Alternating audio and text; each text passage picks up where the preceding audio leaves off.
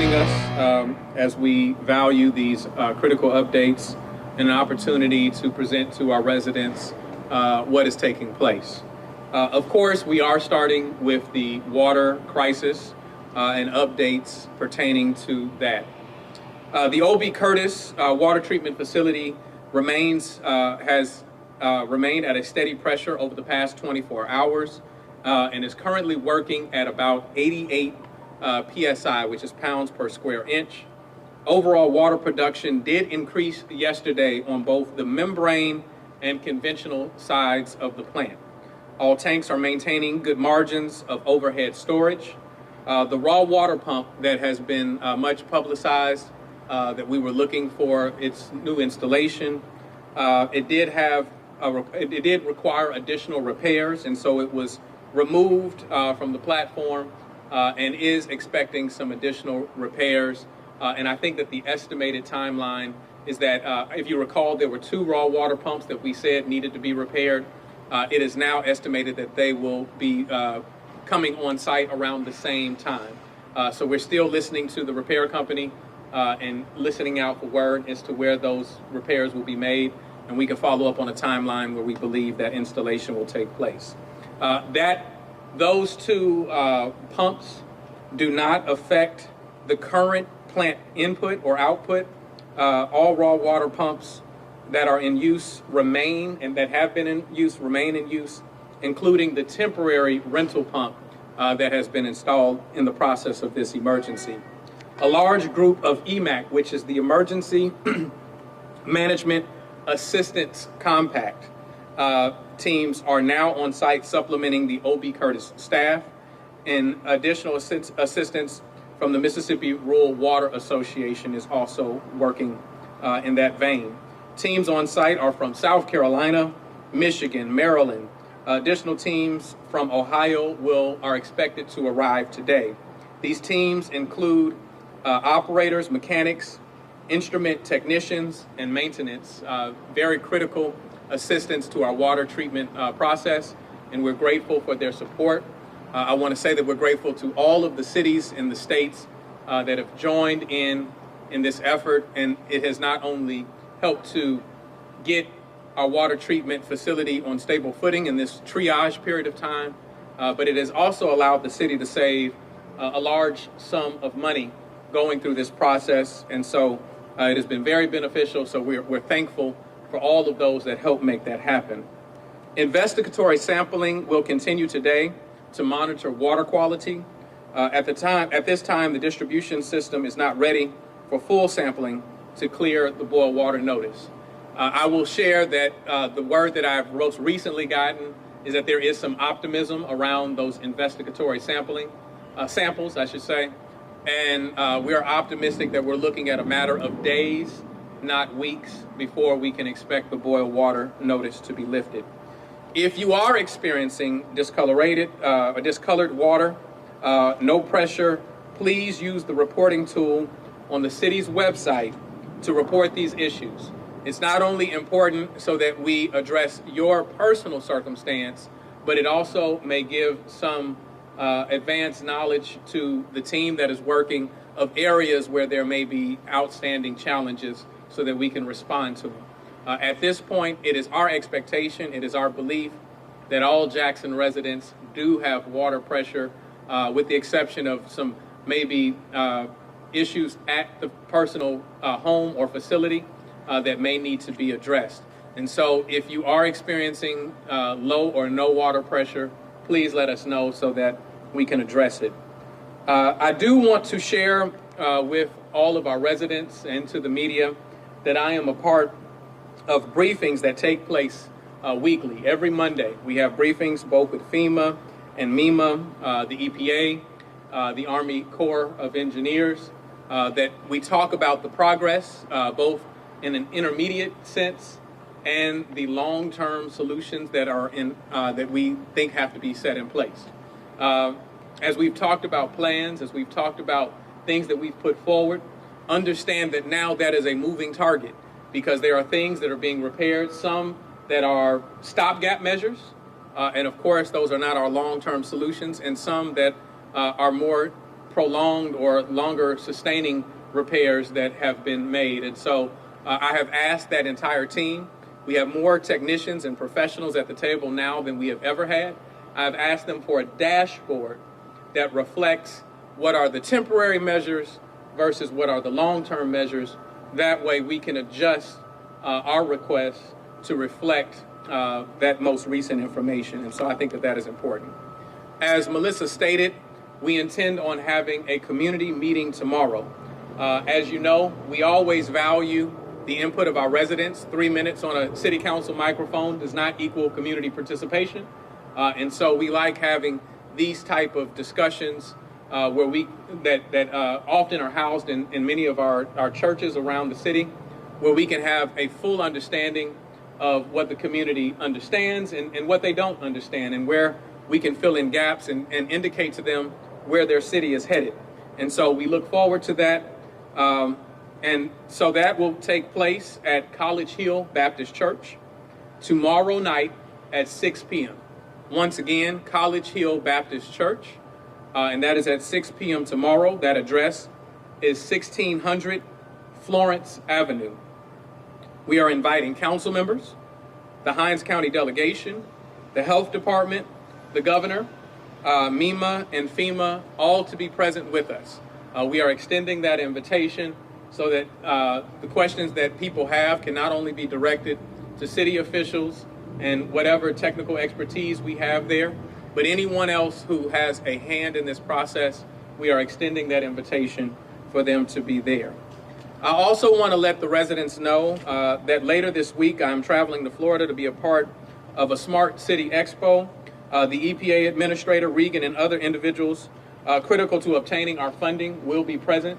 And so I look forward to continuing our ongoing discussions about how we make that a reality and how we are able to create the funding stream that is necessary for all of the repairs that we know have to be made. This emergency is unique to other emergencies that have had federal declaration, and so it will require creativity in order to provide that. And so I look forward to maintaining those conversations. I'm going to conclude with an oldie but goodie, and that is our trash conversation and the ongoing negotiations. I just wanted to be clear that as we have been negotiating, what we have offered is that in order to finally come to a conclusion with respect to the 6-year or longer contract, the RFP, and no longer continuing to spend money for law firm after law firm, litigation effort after litigation effort, we have offered that part of that solution be that we put it up for a referendum for the residents of Jackson to vote. I told you when I came into office that when I become mayor, you become mayor. And there is no one that has a greater stake in the success of trash collections than the residents of Jackson. And so I believe that if we give them an opportunity for their voice to be heard, that we can come to the answer. I want to be clear. Our legal department has looked up the requisite statute that states its legality, and she has been in conversations with the state auditor's department to make certain that there are no issues there. And so we've done our homework to make sure that it's something that we can do. And I don't think that any of us should be fearful of what the residents have to say. Let's hear from them and see how they want to move the path, what the path forward looks like to them. And I am fully prepared to submit to what the residents say they want best. With that, I will start. I think last time I started on my right. I'll come from on your right. I'll come from my right, your left this time, and move over. Mayor, a couple of questions. Were you aware of the EPA investigation, and if so, could you comment into the water system? Also, with the firing of Mary Carter, should we expect a bigger shakeup within the water department? So first and foremost, I'll take your last question first. I don't comment on personnel matters, and so I won't do that in this moment. There are adjustments that are made within the city every day, and so the Public Works Department is no different. So I don't know what the expectations are around that, but that is just the nature of the beast. With respect to the EPA investigation, I don't have a great deal of details on it. I've had city employees that have called and said that someone asked them some questions. I just shared with them to cooperate. That's all I know. I don't know the scope. I don't know the timeline that they're looking at. What I can share with you is that anytime you have an event that has as far-ranging implications as this one has had, then you should expect more questions. You should expect, a deeper dive into that. And so we embrace that. And as I said, I will instruct everyone to cooperate. Yeah. Yes, sir. Mr. Mayor, you said about maybe over, I think it was 8 days ago, you said it would be days, not weeks. Today you said the same thing. How confident are you in that timeline as we're now over a week from the first day? Well, I will share with you that isn't the comprehensive thoughts of me, right? That isn't your mayor telling you this. This is listening to the many, many technicians that are there. I think that there is an effort to be able to say with complete certainty and confidence that we feel good that this is a time to lift that boil water notice. It has stretched longer than any of us would like for it to stretch. However, we understand that there have been things that have compromised our distribution lines. The flood waters have treated water. You not only need to make sure that you have good water coming out, but before we could lift that boil water notice, we have to know that what is in the distribution lines right now has moved its way through those lines, and so we can say with certainty. So I believe that the collective wisdom is that they feel good about what is coming out of the water treatment facility at this time, but we have to make certain that the timeline for things to have moved through that distribution line is sufficient, and we can say with certainty that we feel that it is clear. That was going to be my question also. What today, speak up a little bit. What is giving you more confidence today than you had last week that the boil water notice will be lifted within a matter of days and not weeks? What is happening now that gives you that confidence? And also, Mary Carter says that she believes she was fired in your direction. Once again, I won't speak to any personnel matter in any regard. But, what's giving me greater confidence, I wouldn't say that I have greater confidence today than I had last week. I had confidence in the process that was going on last week, and I remain confident in that process this week. It's just a matter of time. It's not so much that there have been shifts or major shifts in what gives me confidence from last week to this week as it is the passage of time that ensures that things are flushing through the system, allows for us to be looking at the next stage. And also we have had the return of some of those investigatory samples. And so they're indicating how those investigatory samples look to them. And I believe that gives them confidence that we're looking at a matter of days, not weeks. Mayor, after your news conference last week where you produced documents that you said showed the cost involved, I and other reporters submitted Freedom of Information requests and received those documents. I've read those, and I'm going to be honest that I didn't see a clear sort of delineation of costs. So how is the... Well, you must have been missing a document because there's one that says $47 million specifically, and it outlines per item. It's an itemized list of the things just in that, and those were the immediately triage things, right? And so that in and of itself is that, and then there's a more comprehensive document that talks about the more extensive repairs. I will share with you that this is one thing that has not been lifted up. There is a cost estimate with the EPA in terms of an overall cost. However, the city is under a non-disclosure agreement with respect to that cost. And so I can't tell you the larger document, but we can't even get to the full document of what we're paying for. We can't get past stage one of being funded. And let me say this about that, because this is what I would say. Not only have I listened to my predecessors and their efforts to give plans, and my administration's efforts to give plans, is that a plan is a recommended path forward. People often disagree with plans. People often have suggestions of amendment for plans, right? i.e., every presidential candidate has a health care plan. Every presidential candidate has an immigration plan. And we fight and debate about those things. The problem exists when someone submits actionable materials with engineered assessments and cost for what needs to be done, and there is no follow-through. No follow-through that says, I need more, that this isn't enough for me to operate on. No follow-through to say that we feel that it needs to be in a more phased approach. no communication whatsoever means that the plan isn't the problem. What the problem is that there is a lack of prioritization over the issue itself. And so there has been actionable material with engineered assessments. Everything that is happening now is incorporated within the documents that have been submitted over the last few years, right? And I can't speak to, but I do believe, just in our experience, things that have been submitted in past administrations. And so that's what I would share with that. And I believe that at this point we have to have a resolve that this is all of our priority, and we move forward in that regard. I did see the $47 million. It was in the PowerPoint presentation to the legislature. That was months ago. So how much? No, that was more than a year ago. That was in the 2020 circumstance that was delivered. There have been different documents provided at different times. We submitted just off of the immediate things that the EPA needed when we had the February storm. And Charles Williams, we walked into state officials' offices in order to share that same representation. Many of the media outlets reported about roughly $50 million of repairs that needed to be done. That is based on that same information. And so the point is that there needs to be a prioritization around this. Just kind of following up, I mean, you talked about forming a committee for an updated plan. Do you have any updates on forming this committee? And then how would this updated plan kind of differ from what you produced last week? So I've shared all of the technicians that we have, both from we'll say, the various agencies that are supporting us, and then our internal work that is taking place.